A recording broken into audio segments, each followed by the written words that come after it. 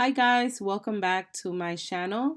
This is Nancy from nancybadillo.com and welcome again to another Etsy video. On today's video, I'm going to be talking about what to do if you have an open case against your Etsy shop. So guys, if this is your first time visiting my channel and you want to learn how to build an impactful online business, make sure that you subscribe to my channel today and click the notification bell. That way, every single time I upload a new video, you'll be the first one to know about it. So let's go ahead and get started on this video. So I'm going to give you 7 tips. So tip number 1 is do not panic. I know from personal experience, when I first got my first case open against my Etsy store, I actually panicked. I was looking up videos on YouTube. I was trying to go to forums and ask, how should I process or what should I do? And I even went to Etsy Seller's Handbook to learn more about the process. The only thing about the Seller's Handbook, it was great because it told me what to do and what to expect, but it didn't give me the human aspect of it, which is I needed someone to tell me, do not panic. Your store is not going to get closed down and it's not the end of the day. So my number 1 tip for you, and that's why I put it as number 1, is do not panic. Tip number 2 is find out why the case was open.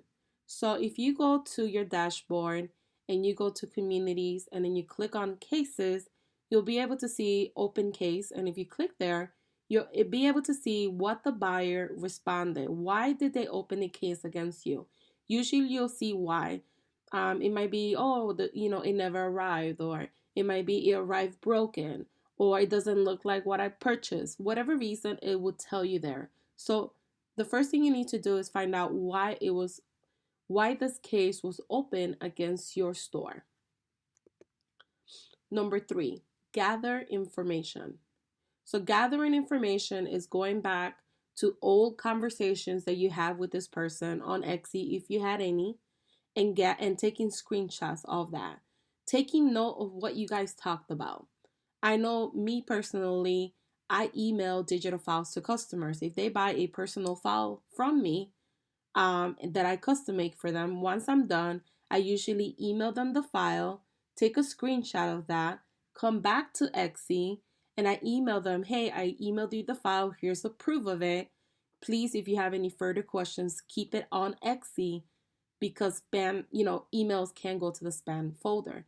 I say that because Etsy wants you to keep all conversations and all communications on Etsy only. So any conversation you have with a customer outside of Etsy can be irrelevant when somebody opens a case against your store. So just keep that in mind. Anytime you email somebody like me, because of the file, because of the type of items that I sell, I always keep all conversations on Etsy in case I get a case open against me. I have all my information there. So just gather all the information that you have, whether the package was shipped, whether you send in a new package, whether they did get what they bought from you, whatever the reason, gather all that information. Number 4 is be detailed and professional in your response. So when you go inside the case, you'll have a spot where you'll go ahead and tell your story, your side of the story. So for instance, for me would be, I did email you the file. Here's a screenshot of when it was emailed. Here's a conversation that we had that I explained that it was a digital download, blah, blah, blah, blah, blah. Make sure that you're very professional because at the end of the day, you are selling on Etsy and it's not your own platform like if you were selling on your own website. So if you are rude or you come off rude, not only is that bad for you because there's an Etsy seller there, an Etsy, not Etsy seller, it's an Etsy employee reading that conversation, it could lead to your shop being suspended if you say something out of character. So make sure that you are professional in your response. And it also helps to be professional because you don't want to get a bad review. A lot of times when people do open cases against your store, they do leave bad reviews. So just keep that in mind. But if you could keep a calm, level-headed, attitude and you resolved it and you gave all the information that was what's happening, maybe that could reduce, right, or de-escalate that person from giving you a bad review, right? It's not always guaranteed, but what's always guaranteed is that you provide excellent customer service. Is always important to provide that. So just keep that in mind. Be detailed, give all the information that you need to give to the XE employee that is resolving the case, and be professional at the same given moment, okay? Tip number 5 is try to resolve that issue. So I'll get occasionally one that says I never received the file. I know I send it. I even send them a screenshot of it. So what I normally would do is resend the file. Even if I have to go back and recreate the file and redo the work, I would do that. If it's something easy for me to fix, I will fix it. So if it's something that you could resolve, make sure you do that. If you have to call the post office and do a claim insurance or find out what exactly is happening, or if you have to, whatever the issue is, resolve it if you can. Don't be too prideful, or don't take whatever they said personal and now you're like, whatever, I'm not going to resolve it. Resolve it, because at the end of the day, it is your store and you're supposed to provide 100% customer service and even more. So keep that in mind. Tip number 6 is do not give in. So what I mean by this is, a lot of times when you are in the right and the customer keeps saying, no, no, no, I want my credit, I want my refund, blah, blah, blah, blah, blah. Do not give in. What I mean by that is that if you did everything correctly from your end, if you are transparent with your customers, if you provided all the information and they still decided to make a purchase from your store, they got the item and they're just complaining about it for whatever reason, do not give in and give them a credit. I don't believe in giving credits unless I made the mistake, or it depends on the situation, right? It really depends on the situation. But if I know I did everything from my end, excuse me, why would I give in and give a credit? So do not give in, even if the customer keeps pestering.